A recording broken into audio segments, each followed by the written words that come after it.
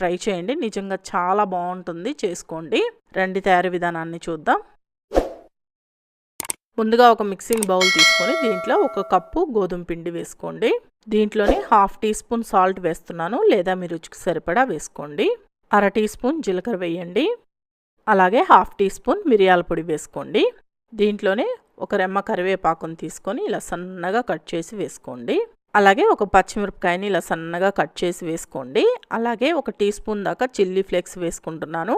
మీరు పిల్లలకి చేసి ఇచ్చే పని అయితే పచ్చిమిర్చిని స్కిప్ చేసి ఓన్లీ చిల్లీ ఫ్లేక్స్ వేసి ఇవ్వండి. పచ్చిమిర్చి వాళ్ళకి పంటి కింద తగులుతుంటే తినరు కదా, అందుకని పచ్చిమిర్చిని స్కిప్ చేసేయండి. అలాగే సన్నగా తరిగిన కొత్తిమీరను కూడా కొద్దిగా వేసుకోండి. ఇప్పుడు వీటిలన్నింటినీ బాగా కలిసేటట్టు కలపండి.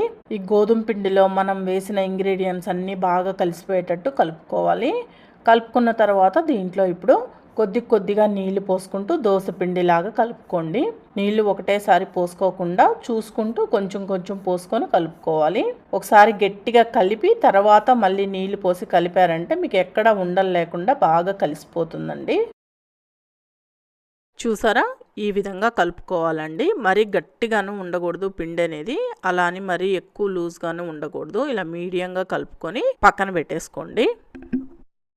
ఇప్పుడు దోశ పెనాన్ని బాగా వేడెక్కనిచ్చి ఈ విధంగా దోశలాగా వేసుకోండి. మరీ పల్చగా వేసుకుంటే మీకు దోశ సరిగ్గా రాదండి. కొద్దిగా మందంగా ఉండాలి, అలానే మరి ఎక్కువ మందంగాను వేసుకోమాకండి. ఇలా దోశ వేసుకున్న తర్వాత దీనిపైన చుట్టుపక్కల ఆయిల్ని వేసుకోండి. లేదంటే పిల్లలకి వేసిచ్చే పని అయితే కాస్త నెయ్యి వేసి ఇవ్వండి, బాగుంటుంది, టేస్ట్ ఇష్టంగా తింటారు. ఇలా ఆయిల్ కూడా వేసిన తర్వాత ఒక సైడ్ బాగా కాలనివ్వండి. ఇప్పుడు ఒక సైడ్ కాలింది అనుకున్న తర్వాత రెండో వైపుకు తిప్పుకొని రెండో వైపు లైట్గా కాల్చుకుంటే సరిపోతుంది. మరి ఎక్కువ కాలాల్సిన అవసరం లేదండి.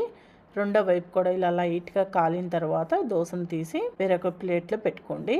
ఒకవేళ మీరు పిల్లలకి మార్నింగ్ బ్రేక్ఫాస్ట్గా స్కూల్కి పంపించాలి అనుకోండి, ఇలా చిన్న దోశల్లాగా వేసైనా పంపించవచ్చు.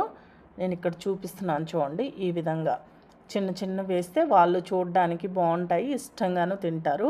ఈ విధంగా అయినా చేసుకోవచ్చండి. లేదు మీరు తినాలి అంటే మామూలు దోశల్లాగా వేసుకొని మార్నింగ్ బ్రేక్ఫాస్ట్లోకి తినేయచ్చు. వీటిల్ని ఏదైనా కాస్త పుల్లగా ఉన్న చట్నీతో తినండి, చాలా రుచిగా ఉంటాయి. అంటే టమాటా చట్నీ, ఉల్లిపాయ చట్నీ, వెల్లుల్లి చట్నీ, ఇలాంటి చట్నీలతోటి చాలా రుచిగా ఉంటాయండి.